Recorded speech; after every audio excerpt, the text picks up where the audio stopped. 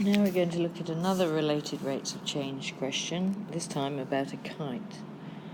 Now I always find drawing a diagram helps me visualize it better.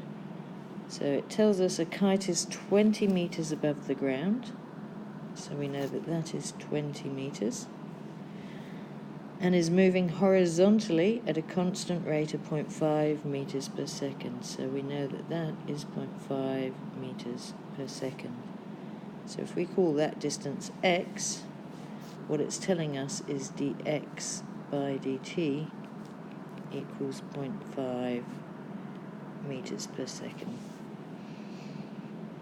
And this is as the string is let out. At what rate is the angle of inclination, so this angle, theta, of the string to the horizontal ground changing when 50 meters of string has been let out? So if we call that L, we want to know the rate it's changing when L is 50. Now we're not going to use that until the very end. First of all, we need to find an expression for d theta by dt, the rate of change of the angle of inclination. So first set up our equation. We know we want d theta by dt. We know dx by dt.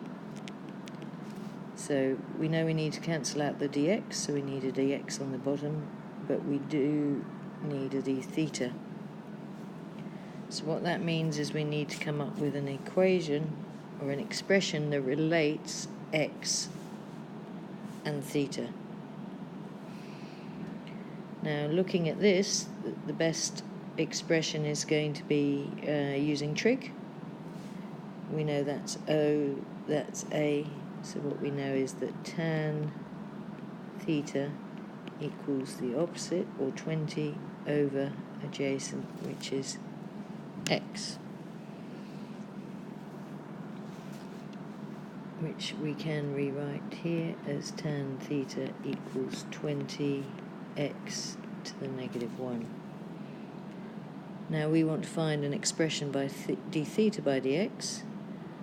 There's a couple of ways we can do that, but if we use implicit differentiation, because theta is the equivalent of our y normally, every time we differentiate a term with theta in it, we times by d theta by dx. So we know that tan theta differentiates to sec squared theta, but because it's got a d theta in it, we times by d theta by dx. And we know this x term becomes negative 20x to the negative 2. Now sec squared is the same as 1 over cos squared, so that means 1 over cos squared theta d theta by dx equals minus 20 over x squared. So d theta by dx equals minus 20 cos squared theta over x squared. So our expression now, d theta by dt equals dx by dt, which is 0.5, times d theta by dx, which is negative 20 cos squared theta over x squared. We're now at the position where we can substitute in, because we've got an expression for d theta by dt. However, we only know that L is 50 meters at this point. But what we want to know is what x and theta is.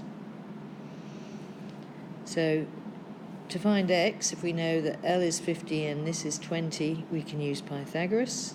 And as we only need to know x squared, we can keep it in that form. So what we know is x squared is equal to 50 squared minus 20 squared. So 2,500 minus 400. So x squared is equal to 2,100. Now we need to find theta. So again, the best way to find theta is using trig, but this time we'll use O and H. So we know that sine theta equals 20 over 50. So theta is going to be the inverse sine of 20 over 50, which is 0.4115. This is in radians, but it doesn't matter as long as we then work out cos theta in the same. So cos theta will end up being 0.9165, and cos squared theta will be 0.84.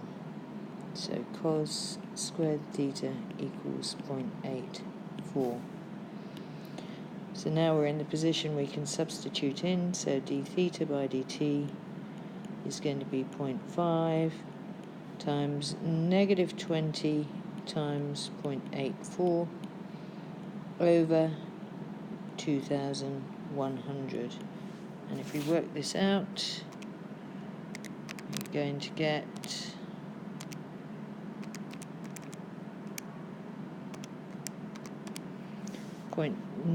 negative 0.004.